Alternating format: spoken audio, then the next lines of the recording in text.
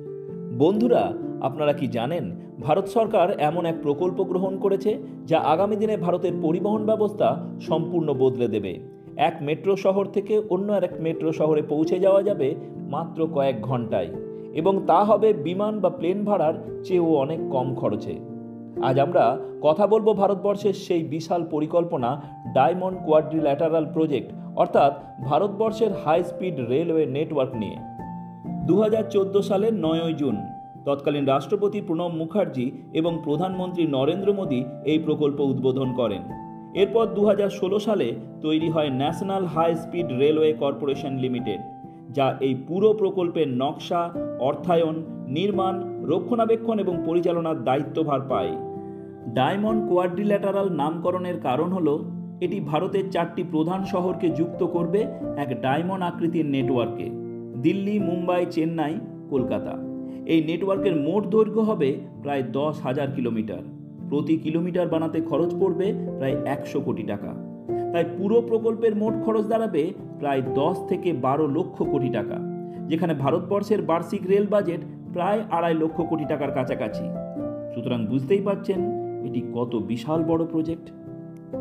এই প্রকল্পের প্রথম ধাপে তৈরি হচ্ছে মুম্বাই থেকে আহমেদাবাদ পর্যন্ত 508 কিলোমিটার দীর্ঘ করিডোর।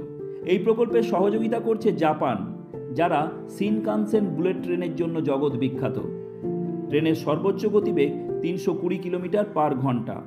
8 ঘন্টার রাস্তা কমে আসবে মাত্র 3 ঘন্টায়। যাত্রার খরচ পড়বে 2500 থেকে 3000 টাকা। প্রতিদিন চলবে প্রায় 35টি ট্রেন।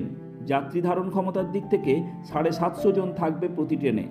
প্রকল্প শেষ হলে 1 বছরে প্রায় 1 কোটি যাত্রী এই রুটে ভ্রমণ করতে পারবে, এবং 2028 সালের মধ্যেই শুরু হবে তার প্রথম যাত্রা।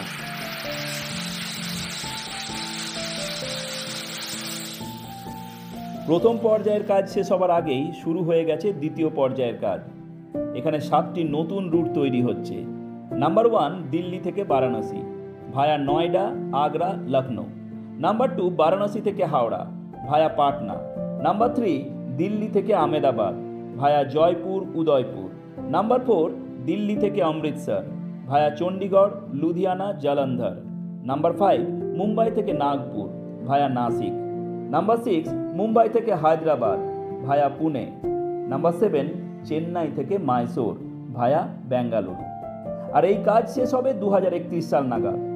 এর পরের ফেজ অর্থাৎ তৃতীয় পর্যায়ে শেষ হবার কথা 2041 সাল নাগাদ, এবং পুরো পরিকল্পনাটাকে শেষ করার কথা 2051 সাল নাগাদ। এই একটি মাত্র প্রকল্পে এত বিশাল পরিমাণ অর্থ বিনিয়োগ করে ভারতের কী লাভ হবে? কী লাভ হবে ভারতের সাধারণ মানুষের? চলুন দেখা যাক। নাম্বার 1, অর্থনৈতিক বৃদ্ধি। বড় শহরগুলির মধ্যে দ্রুত সংযোগ গড়ে উঠলে ব্যবসা বাণিজ্যের প্রসার ঘটবে। নাম্বার 2, কর্মসংস্থান। শুধু নির্মাণ ক্ষেত্রেই 2 লক্ষের বেশি চাকরি হবে। এর বাইরে পর্যটন, সার্ভিস সেক্টর, পরিবহন শিল্পেও নতুন চাকরি তৈরি হবে। নাম্বার 3, শিল্প ও শহরের উন্নয়ন। ছোট শহরগুলিতে জমির দাম বাড়বে, নতুন শিল্প কলকারখানা তৈরি হবে। নাম্বার 4, প্রযুক্তির স্থানান্তর। জাপানের হাই স্পিড প্রযুক্তি শিখে ভারত নিজেদের প্রযুক্তি আরও উন্নত করবে। নাম্বার 5, কৃষিক্ষেত্রে বিপ্লব। দ্রুত পচনশীল জিনিস যেমন সবজি, ফুল, মাছ, দুধ দেশের এক প্রান্ত থেকে অন্য প্রান্তে দ্রুত পৌঁছে যাবে। কৃষকরা আরও বেশি দাম পাবে। ভারতীয় সমাজ জীবনের ওপরও এই প্রকল্পের প্রভাব সুদূর প্রসারী। ভ্রমণের সময় বাঁচবে। দিল্লি থেকে মুম্বাই যেতে যেখানে সময় লাগে 24 ঘন্টা, তা কমে হবে 7 ঘন্টা। পর্যটনের প্রসার ঘটবে। হায়দ্রাবাদ থেকে মুম্বাই কিংবা কলকাতা থেকে বারাণসী মানুষ আরও সহজে ঘুরে যাবে। দেশের প্রত্যন্ত এলাকা একে অপরের সঙ্গে যুক্ত হবে। এতে জাতীয় সংহতি আরও সুদৃঢ় হবে। সাধারণ মানুষ বিমান না চড়ে কম খরচে দ্রুত যাতায়াত করতে পারবে। সুতরাং বন্ধুরা, ডায়মন্ড কোয়াড্রিল্যাটারাল প্রজেক্ট শুধু একটি রেলওয়ে প্রজেক্ট নয়, এটি ভারতবর্ষের ভবিষ্যৎ উন্নয়নের রূপরেখা। 2028 সালে প্রথম বুলেট ট্রেন চালু হলে আমরা সবাই এক নতুন যুগে প্রবেশ করব।